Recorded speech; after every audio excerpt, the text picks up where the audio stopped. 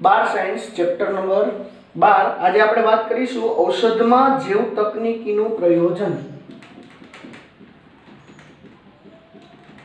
ઔષધમાં જૈવ તકનીકીનું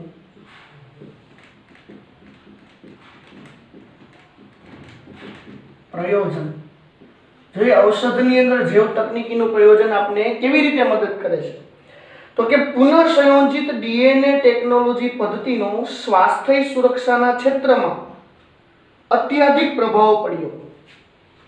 આપણે જે પુનઃસંયોજિત ડીએનએ ટેકનોલોજી વિકસાવી, જેનો ઉપયોગ ક્યાં કીધું તમને, તો કે સ્વાસ્થ્ય સુધારાના ક્ષેત્રમાં, સ્વાસ્થ્ય સુધારાના ક્ષેત્રમાં અત્યધિક પ્રભાવ પડ્યો કે સ્વાસ્થ્ય સુધારા માટેની જે જુદી જુદી વસ્તુની શોધ કરવામાં આવે, આ શોધોની અંદર પુનઃસંયોજિત ડીએનએ ટેકનોલોજીનો બહુ સારો એવો પ્રભાવ પડ્યો, કારણ કે તેના દ્વારા ઉત્પન્ન થતા સુરક્ષિત અને સારા પ્રભાવશાળી ચિકિત્સકીય ઔષધનું ઉત્પાદન વધુ માત્રામાં સંભવ થયું। કે એવું કીધું કે એને દ્વારા, આ પદ્ધતિ દ્વારા જે આપણે ઉત્પન્ન કરવામાં આવે છે એવું ઔષધ છે, એનું ઉત્પાદન બહુ સારું થઈ શક્યું એના લીધે, અને એને લીધે છે એનો પ્રભાવ બહુ સારો પડ્યો। પુનઃસંયોજિત ચિકિત્સકીય ઔષધોથી અનૈચ્છિક પ્રતિરક્ષાત્મક પ્રભાવ પડતો નથી। જ્યારે અમાનવીય સ્ત્રોતમાંથી અલગ કરવામાં આવેલ ઉપરયુક્ત અનૈચ્છિક પ્રતિરક્ષાત્મક પ્રભાવ પાડે છે। હવે એવું કીધું છે કે કોઈ અમાનવીય સજીવની અંદર તમે કોઈ પણ ઔષધ બનાવો તો જે પ્રાણીની અંદર તમે જે વસ્તુ કાઢી છે, તો એ પ્રાણીની અંદર કોઈ એવો નુકસાન હોય તો એનું માણસ ઉપર પ્રભાવ પડે, પણ એની જગ્યાએ પુનઃસંયોજિત ડીએનએ ટેકનોલોજીનો ઉપયોગ કરી અને બેક્ટેરિયા કે અન્ય સજીવની અંદર તમારે જે જોતું હોય એ ઔષધ બનાવી લ્યો, તો એનાથી માણસના શરીર ઉપર કોઈ અસર થઈ શકશે નહીં, અને માણસ ઉપર એની ખરાબ કોઈ પ્રભાવની અસર પણ થશે નહીં। વર્તમાન સમયમાં લગભગ 30 જેટલા પુનઃસંયોજિત ચિકિત્સકીય ઔષધો વિશ્વમાં બનાવવામાં આવ્યા। કે અત્યાર સુધીમાં કેટલા કીધા છે? 30 જેટલા ચિકિત્સકીય ઔષધો આખા વિશ્વમાં બનાવવામાં આવ્યા છે, કે જે માણસને જુદી જુદી રોગની અંદર સારવારમાં મદદ કરે છે। 12 ભારતમાં વેચાય છે। આમાંથી 12 ઔષધો એવા છે જે આપણા ભારત દેશની અંદર પણ વેચવામાં આવે છે। સમજો બરાબર, આખી કન્સેપ્ટની અંદર તમને એવી વાત કરી કે પુનઃસંયોજિત ડીએનએ ટેકનોલોજીનો વિકાસ થયો, જેને લીધે સ્વાસ્થ્ય સુધારાના ક્ષેત્રમાં જુદા જુદા ઔષધો બનાવવામાં ટેકનોલોજી આપને ખૂબ મદદરૂપ થઈ। એનું મેઇન કારણ એ કીધું કે તમે કોઈ પ્રાણીના શરીરમાંથી એવી કોઈ વસ્તુ કાઢો અને ઔષધ તરીકે માણસનો ઉપયોગ કરો, તો એ પ્રાણીની અંદર કોઈ રોગ હોય તો માણસને રોગ લાગુ પડી જાય, તો એટલા માટે એ વસ્તુ અઘરી થતી। એની જગ્યાએ પુનઃસંયોજિત ડીએનએ ટેકનોલોજીનો ઉપયોગ કરી અને આપણે બેક્ટેરિયા કે કોઈ એવા સજીવને પસંદ કરી અને એની અંદર ઔષધ બનાવીએ તો માણસને એની કોઈ ગંભીર અસર થશે નહીં। આવા 30 જેટલા ચિકિત્સકીય ઔષધો આખા વિશ્વમાં બન્યા, એમાંથી 12 જેટલા ઔષધ એવા છે કે આપણા ભારત દેશની અંદર શું થઈ રહ્યા છે, અત્યારે વહેંચાઈ રહ્યા છે। એની અંદર ખાસ કરીને પહેલી વાત આપણે કરેલી છે, જોઈએ પહેલી વાત શેની કરેલી છે ઔષધોની અંદર, તો કે પહેલી વાત તમને એમાં ઇન્સ્યુલિન માટેની કરેલી છે। પહેલી વાતમાં એવું કીધું છે કે જનીનિક ઇન્જિનિયરી ઇન્સ્યુલિન, જનીનિક ઇન્જિનિયરી ઇન્સ્યુલિન। જોઈએ કેવી રીતે ઇન્સ્યુલિન તૈયાર કરવામાં આવે છે। ઇન્સ્યુલિન શું છે, તો કે પુખ્ત વ્યક્તિઓમાં થતા મધુપ્રમેહનું નિયંત્રણ સમયાંતરે ઇન્સ્યુલિન લેવાથી થાય છે। મધુપ્રમેહ, મધુપ્રમેહ એટલે ડાયાબિટીસ થાય। તમને બધાને ખબર જ હશે કે ડાયાબિટીસ આપણા શરીરની અંદર સ્વાદુપિંડની અંદર લેગરહાન્સના કોષપુંજો રહેલા છે, જેમાં તમને બધાને ખ્યાલ હશે કે એમાંથી ગ્લુકાગોન અને ઇન્સ્યુલિન આ બંને વસ્તુનો સ્ત્રાવ થાય છે। જો તમારા શરીરમાં ગ્લુકાગોનનો વધુ સ્ત્રાવ થાય અને સામેના કંટ્રોલ માટે ઇન્સ્યુલિનનો ઓછો સ્ત્રાવ થાય તો તમારા શરીરમાં ગ્લુકાગોનની માત્રા વધી જાય અને એને લીધે મધુપ્રમેહ એટલે કે ડાયાબિટીસ થતો હોય છે। આ ડાયાબિટીસ નું નિવારણ કરવા માટે તમારા શરીરને બહારથી શેના ઇન્જેક્શન આપવા પડે? ઇન્સ્યુલિનના। તો આવું ઇન્સ્યુલિન બહારથી આપણે ઇન્જેક્શન તૈયાર કરવું હોય તો કેવી રીતે કરવું? તો કે પહેલાના સમયમાં પ્રાણીઓની અંદરથી ઇન્સ્યુલિન કાઢતા, પણ એને લીધે પ્રાણીમાં જે રોગ કે કોઈ વસ્તુ હોય તો એના લીધે આપણું પ્રતિકારક તંત્ર છે એની સામે ખરાબ અસર થતી એની. એટલા માટે પુનઃસંયોજિત ડીએનએ ટેકનોલોજીનો ઉપયોગ કર્યો અને બેક્ટેરિયાની અંદરથી ઇન્સ્યુલિન બનાવવામાં આવ્યું અને ઈ ઇન્સ્યુલિન છે માણસના શરીરની અંદર દાખલ કરવામાં આવ્યું. જોઈએ કેવી રીતે શું કર્યું, ઇન્સ્યુલિન કેવી રીતે બને. તો મધુપ્રમેહના જે રોગીઓ છે, ડાયાબિટીસના રોગીઓ છે, એને ડાયાબિટીસના નિવારણ માટે ઇન્સ્યુલિન ઇન્જેક્શન આપવામાં આવે છે. કેવી રીતે બનાવવામાં આવ્યું?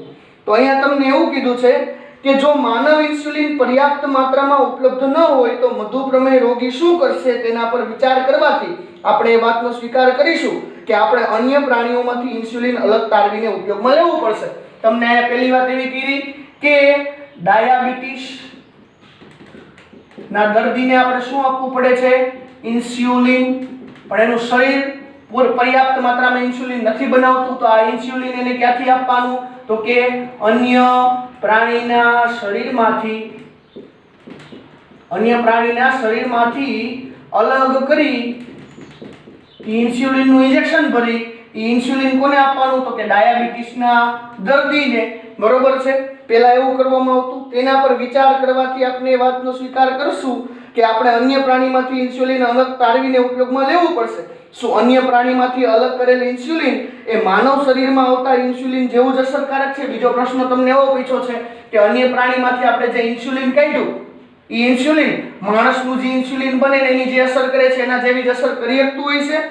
અને માનવ શરીરની પ્રતિચાર પર બહારના ઇન્સ્યુલિનની કોઈ અસર તો નથી થતી ને? તમને બીજો પ્રશ્ન એવો પૂછ્યો છે કે આ ઇન્સ્યુલિન છે એ પ્રાણીમાંથી કાઢીને આપણે માણસને દઈએ છીએ તો માણસના શરીર ઉપર એની કઈ ખરાબ અસર નથી થતી ને? તો કે હા, એવું બની શકે કે માનો કે કોઈ ભૂંડમાંથી આ ઇન્સ્યુલિન કાઢ્યું તો આ ભૂંડના શરીરની અંદર કોઈ રોગ હોય તો એ રોગ કદાચ માણસને આવવાની શક્યતા રહે અથવા તો એનું શરીર એ અમુક વસ્તુનો સ્વીકાર પણ ન કરી શકે. તમે કલ્પના કરો કે જો કોઈ બેક્ટેરિયા માનવ ઇન્સ્યુલિન બનાવી શકે તો ચોક્કસપણે પ્રક્રિયા કેવી બની જાય? સરળ. આપણે પ્રાણીની બદલે આપણે આવો ઇન્સ્યુલિન શેની અંદર બનાવીએ? બેક્ટેરિયામાં. જો કોઈ બેક્ટેરિયાની અંદર આવો ઇન્સ્યુલિન બનાવી શકીએ તો આ પ્રક્રિયા કેવી બની જાય? એકદમ સરળ. તમે સરળતાથી આવા બેક્ટેરિયાનો ઉછેર કરી જેટલું ઈચ્છો તેટલું તમારી આવશ્યકતા અનુસાર ઇન્સ્યુલિન બનાવી શકો. સપોઝ કે આ કોઈ બેક્ટેરિયો છે, આ બેક્ટેરિયાનું જનીન છે, આની અંદર હું માણસના ઇન્સ્યુલિનની જે શૃંખલા છે દાખલ કરી દઉં. હવે આ બેક્ટેરિયાનું બહુગુણન કરાવો એટલે બેક્ટેરિયા 1 માંથી 2, 2 માંથી 4, 4 માંથી 8 આવી રીતે હજારોની સંખ્યામાં બનશે. તો એની અંદર આવી રીતે બધાની અંદર માનવ ઇન્સ્યુલિનની જે શૃંખલા આવેલી હશે આ ઇન્સ્યુલિનને હું એમાંથી કાઢી અને પછી એનું ઇન્જેક્શન તૈયાર કરી અને ઇન્સ્યુલિનના ડોઝ બનાવી આવીશ. તો એટલા માટે એવું કીધું બેક્ટેરિયાની અંદર પુનઃસંયોજિત ટેકનોલોજીનો ઉપયોગ કરી અને આવું ઇન્સ્યુલિન દાખલ કરી દેવામાં આવે અને એ બેક્ટેરિયાને બહુગુણિત કરી અને એમાંથી આપણે ઝાઝા જથ્થામાં ઇન્સ્યુલિન પ્રાપ્ત કરી શકીએ. વિચારી શકો છો કે ઇન્સ્યુલિન મધુપ્રમેહી વ્યક્તિને મુખ દ્વારા આપી શકાય કે નહીં? શા માટે એવું કીધું છે કે મુખ દ્વારા આપી શકાય કે નહીં? તો કે પહેલાના સમયમાં મધુપ્રમેહ રોગીઓ માટે ઉપયોગમાં લેવાતું ઇન્સ્યુલિન પ્રાણીઓ અને ભૂંડને મારી તેના સ્વાદુપિંડમાંથી બહાર કાઢવામાં આવતું. મેં તમને કીધું એમ કે ડાયાબિટીસના દર્દીમાં ગ્લુકાગોનનું પ્રમાણ કંટ્રોલ કરવા એને શું આપવું પડે? ઇન્સ્યુલિન. આ ઇન્સ્યુલિન અન્ય પ્રાણીઓ ભૂંડ જેવા પ્રાણીઓના સ્વાદુપિંડમાંથી ભૂંડને મારી એના સ્વાદુપિંડમાંથી શું કરતા? ઇન્સ્યુલિનને અલગ કરતા. પ્રાણીઓમાંથી પ્રાપ્ત થતા ઇન્સ્યુલિન દ્વારા કેટલાક દર્દીઓને એલર્જી અથવા તો પરજાત પ્રોટીન પ્રત્યે બીજી પ્રતિક્રિયાઓ લાગુ પડતી. હવે આ પ્રાણીના સ્વાદુપિંડમાંથી કાઢ્યું હોય એ ઇન્સ્યુલિન માણસને આપવામાં આવે તો એને લીધે માણસના રોગપ્રતિકારક શક્તિ ઉપર ઘણો બધો પ્રભાવ પડતો અથવા તો પ્રાણીની અંદર કોઈ એલર્જી કે આપે હોય તો એલર્જી છે એ મનુષ્યની અંદર શું થઈ જતી? ટ્રાન્સફર થઈ જતી. તો હવે એના માટે બીજી પ્રતિક્રિયાઓ કેવી વિકસાવી એના વિશેની વાત કરી છે. હવે તમને ઇન્સ્યુલિન કેવું હોય ને પહેલા તો એના વિશેની વાત કરી છે. કેવી શૃંખલાઓથી બનેલું છે, કેવું છે? તો કે જોઈએ ઇન્સ્યુલિન.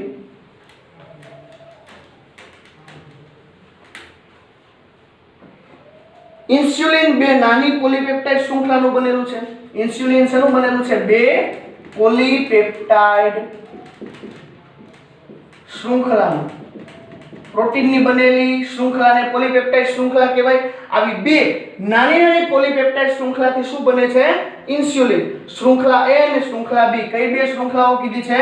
તો કે શૃંખલા A અને શૃંખલા બી આપણે ઇન્સ્યુલિન ની વાત કરીએ છીએ ઇન્સ્યુલિન શેનું બનેલું છે તો કે શૃંખલા એ અને શૃંખલા બી આવી બે શૃંખલાઓ પોલીપેપ્ટાઇડ ની ભેગી મળી અને શું બનાવે છે તો કે ઇન્સ્યુલિન જે એકબીજા સાથે ડાઇસલ્ફાઇડ બંધ દ્વારા જોડાય છે આ બંને શૃંખલા કયા બંધની મદદથી જોડાય છે ડાઇસલ્ફાઇડ બંધ આ બંને શૃંખલા ડાઇસલ્ફાઇડ બંધ વડે એકબીજાની હારે જોડાય છે ઇન્સ્યુલિનની શૃંખલા એ અને ઇન્સ્યુલિનની શૃંખલા બી ડાઇસલ્ફાઇડ બંધની મદદથી એકબીજાની સાથે જોડાયેલી છે મનુષ્ય સહિત સ્તનધારીઓમાં ઇન્સ્યુલિન પ્રો અંતઃસ્ત્રાવ પ્રો ઉત્સેચક જેમ પ્રો અંતઃસ્ત્રાવને પૂર્ણ પરિપક્વ અને ક્રિયાશીલ અંતઃસ્ત્રાવ બનતા પહેલા તેને પ્રક્રિયાકૃતિ થવાની આવશ્યકતા તરીકે સંશ્લેષિત કરવામાં આવ્યો જે વધારે ખેંચાયેલી હોય છે જેને સી પેપ્ટાઇડ આની અંદર એક એવું કીધું છે કે વધારે ખેંચાયેલી શૃંખલા જોવા મળે આ વધારે ખેંચાયેલી શૃંખલાને શું કીધી છે સી પેપ્ટાઇડ આ સી પેપ્ટાઇડ પરિપક્વ ઇન્સ્યુલિનમાં હોતું નથી જ્યારે ઇન્સ્યુલિન નાનું હોય ત્યારે એની અંદર હોય પણ પરિપક્વ થઈ જાય પરિપક્વ થઈ ગયા પછી સી પેપ્ટાઇડ એમાંથી શું થઈ જાય છે તો કે દૂર થઈ જાય છે જે પરિપક્વતા દરમિયાન ઇન્સ્યુલિનમાંથી દૂર થઈ જાય આરડીએનએ ટેકનોલોજી એટલે કે રિકોમ્બિનેન્ટ ડીએનએ ટેકનોલોજી ગુજરાતીમાં કહેવાય પુનઃસંયોજિત ડીએનએ ટેકનોલોજીનો ઉપયોગ કરીને મેળવાતા ઇન્સ્યુલિન ઉત્પાદકોનો મુખ્ય પડકાર એ છે કે ઇન્સ્યુલિન એકત્રિત કરી પરિપક્વ સ્વરૂપમાં તૈયાર કરવું 1983 માં કેટલામી સાલમાં કીધું છે 1983 માં ઇલી લિલી નામની એક અમેરિકન કંપની ઇલી લિલી નામની ક્યાંની કંપની હતી અમેરિકન કંપની આ કંપનીએ શું કર્યું તો કે ભાઈ આ કંપનીએ બે ડીએનએ શૃંખલાઓ તૈયાર કરી જે માનવ ઇન્સ્યુલિનની શૃંખલા એ અને શૃંખલા બી ને અનુરૂપ હતી આ ઇલી લિલી કંપનીએ બે ડીએનએ શૃંખલા તૈયાર કરી જે ઇન્સ્યુલિનની શૃંખલા એ અને ઇન્સ્યુલિનની શૃંખલા બી જેવી હતી તેમને ઇકોલાઈના પ્લાઝમિડમાં પ્રવેશ કરાવી ઇન્સ્યુલિન શૃંખલાઓનું ઉત્પાદન કર્યું હવે એક એને ઇકોલાઈ નામનું બેક્ટેરિયા લીધું આ કયું બેક્ટેરિયું છે ઇકોલાઈ આ ઇકોલાઈના પ્લાઝમિડની અંદર આ જે બે શૃંખલાઓ હતી એને આની અંદર માનો કે ફિક્સ કરી દીધી સપોઝ કે આ ઇકોલાઈ છે અને આ એનું પ્લાઝમિડ છે આની અંદર આ શૃંખલા એ અને શૃંખલા બી ને આવી રીતે શું કરી દીધી એને જોઈન્ટ કરી દીધી આ શૃંખલા શેની હતી માનવના ઇન્સ્યુલિન જેવી બરોબર છે હવે તો કે હવે શું કર્યું આ અલગ રીતે ઉત્પાદન કરેલ શૃંખલા એ અને શૃંખલા બી ને અલગ તારવીને ડાઇસલ્ફાઇડ બંધ દ્વારા એકબીજા સાથે જોડી માનવ ઇન્સ્યુલિનનું ઉત્પાદન કરેલું હવે આવી રીતે આ બેક્ટેરિયાની અંદર એને શૃંખલા એ એવી રીતે બીજા બેક્ટેરિયામાં શૃંખલા બી જોડી બરોબર છે હવે આ બેક્ટેરિયો સપોઝ કે એકમાંથી બે બને તો એની અંદર આ શૃંખલા પણ એકમાંથી કેટલી બની ગઈ હોય બે માંથી આ બેક્ટેરિયા ચાર બનશે તો એની અંદર આ શૃંખલાઓ કેટલી બની ગઈ હોય બેમાંથી ચાર આવી રીતે લાખો માત્રામાં એ શૃંખલા અને બીજા બેક્ટેરિયામાં લાખો માત્રામાં બી શૃંખલાઓ બનાવી અને આ બંને શૃંખલાઓ બેક્ટેરિયામાંથી અલગ તારવી દીધી એને બેને પાછી ડાઇસલ્ફાઇડ બંધની મદદથી જોડી દે એટલે શૃંખલા એ અને શૃંખલા બી બે જોઈન્ટ થઈને શું બની જાય નવું ઇન્સ્યુલિન અને આ ઇન્સ્યુલિનનો ડોઝ છે એ ડાયાબિટીસના દર્દીને આપી શકીએ એનાથી મેઇન ફાયદો શું થઈ ગયો તો કે આપણે પ્રાણીમાંથી જે ઇન્સ્યુલિન લેતા હતા એને લીધે પ્રોબ્લેમ થતો હતો પ્રાણીમાંથી જે આપણે ઇન્સ્યુલિન લેતા હતા એને લીધે પ્રાણીમાં કોઈ એલર્જી કે અન્ય વસ્તુ હોય તો એ માણસની અંદર સ્થળાંતરિત થતી હતી પરંતુ એસ્ચેરિચિયા કોલાઈમાંથી બનાવેલું ઇન્સ્યુલિન હતું જે માણસના શરીરમાં કોઈ એવી ખરાબ ઇફેક્ટ કરતું નહોતું તો આવી રીતે જનીનિક એન્જિનિયરિંગ આધારિત ઇન્સ્યુલિન તૈયાર કર્યું જે આરડીએનએ ટેકનોલોજીનો ઉપયોગ કરી એટલે કે રિકોમ્બિનેન્ટ ડીએનએ ટેકનોલોજી પુનઃસંયોજિત ડીએનએ ટેકનોલોજીનો ઉપયોગ કરી ઇન્સ્યુલિન બનાવવામાં આવ્યું જે એસ્ચેરિચિયા કોલાઈની અંદર આ કંપનીએ શૃંખલા એ અને બીજા એસ્ચેરિચિયામાં શૃંખલા બી દાખલ કરી હવે એ બેક્ટેરિયાઓને લાખોની સંખ્યામાં બનાવ્યા એટલે એની અંદર શૃંખલા એ અને શૃંખલા બી લાખો માત્રામાં બેવડાઈ ગઈ એ બેને છૂટી પાડી ડાઇસલ્ફાઇડ બંધથી જોડી અને નવું ઇન્સ્યુલિન બનાવ્યું જે માણસની અંદર જે ડાયાબિટીસ મધુપ્રમેહનો રોગ થાય એના નિવારણમાં આપણે ઉપયોગી થઈ શક્યું ત્યાર પછી હવે આપણે જનીન થેરાપી વિશેની વાત કરવાની છે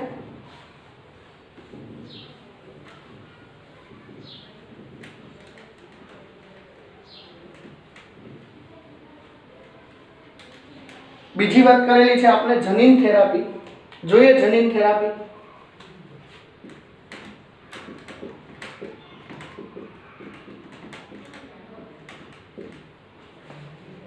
જો કોઈ વ્યક્તિ આનુવંશિક રોગ સાથે જન્મે છે તો શું આ રોગ માટે કોઈ ઉપચાર વ્યવસ્થા છે એવું કીધું કે કોઈ વ્યક્તિ આનુવંશિક રોગ સાથે જન્મે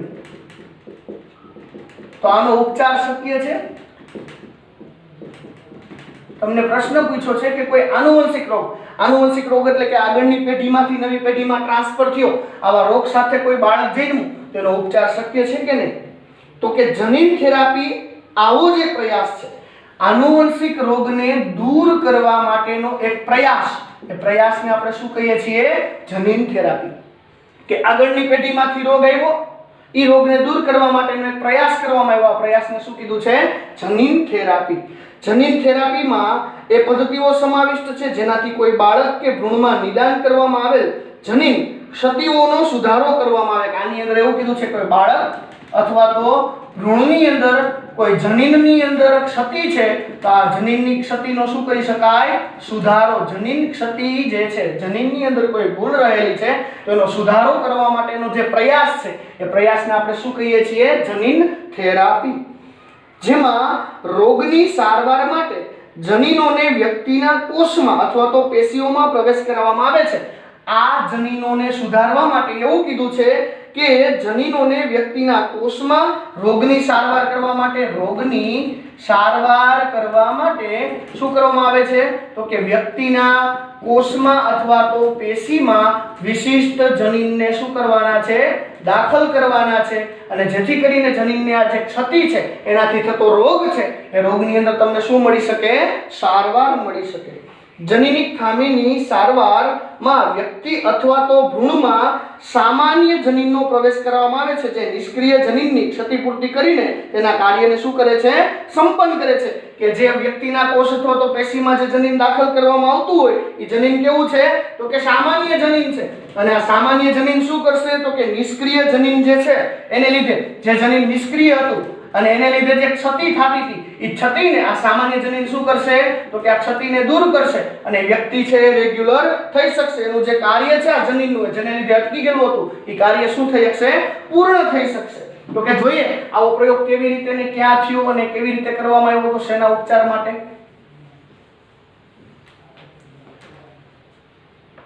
જનીન થેરાપીનો સૌપ્રથમ પ્રયોગ 1990 માં થયો. સૌથી પહેલો પ્રયોગ ક્યારે કર્યો?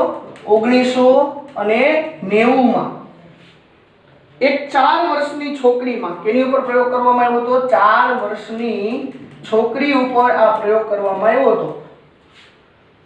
જેમાં એડિનોસાઇન ડીએમિનેઝ એટલે કે એડીએની એડિનોસાઇન ડીએમિનેઝની શું હતી? એના શરીરમાં ઉણપ હતી જેને દૂર કરવા માટે આ પ્રયોગ કરવામાં આવ્યો હતો.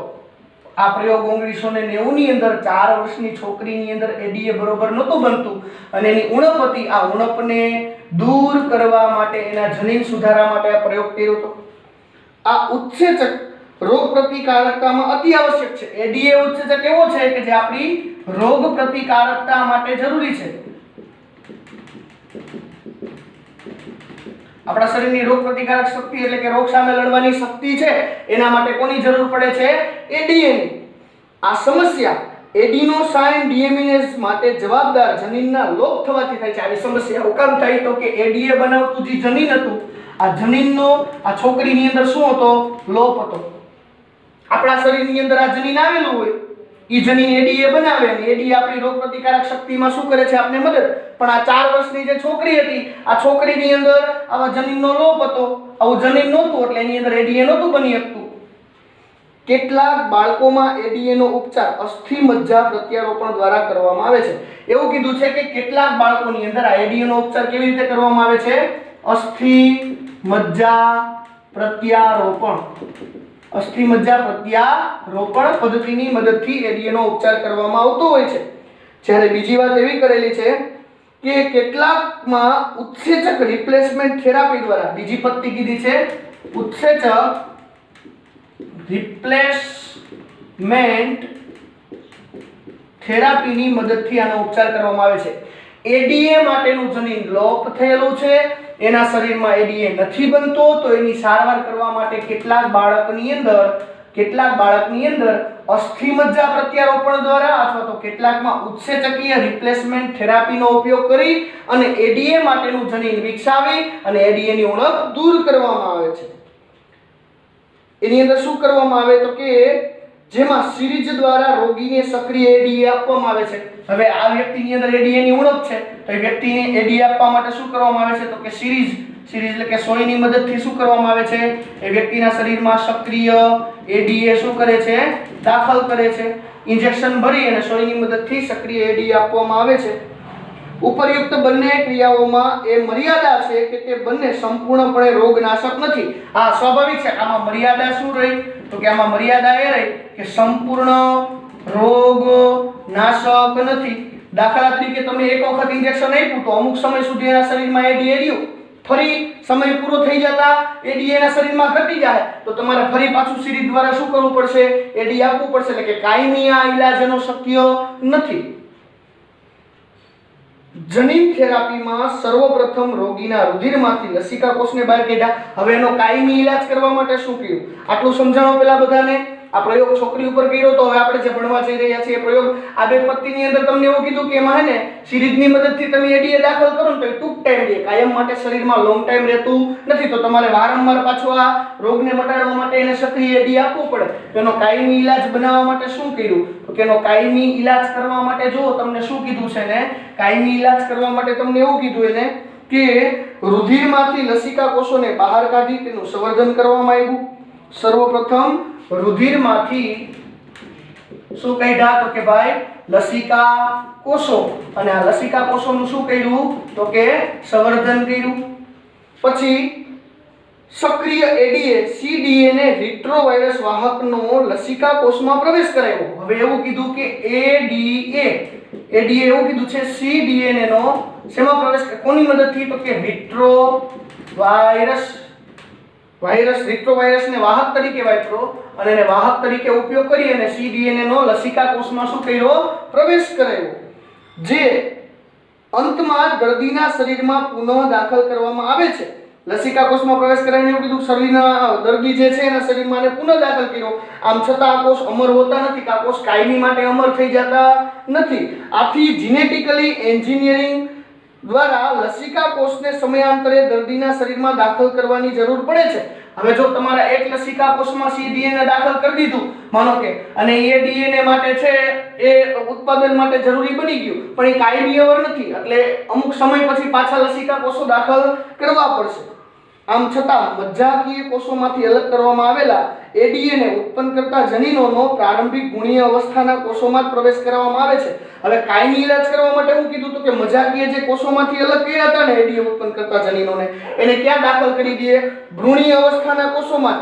તો તે કાયમી ઉપચાર શક્ય બની જાય. ભ્રૂણીય કોષોની જે અવસ્થા છે એની અંદર દાખલ કરી દઈએ એવા લસિકા કોષોને, તો હવે લાઈફ ટાઈમ માટે લસિકા કોષો ડબલ થતા જાય ત્યારે એની અંદર ઓલરેડી સીડીએનએ હશે જે એડીએ ઉત્પાદન કરી શકશે અને કાયમી માટેનો એનો ઈલાજ શક્ય બની શકશે. હવે આણ્વિક નિદાન છે કેવું છે એના વિશેની આપણે આવતા લેક્ચરમાં વાત કરીશું.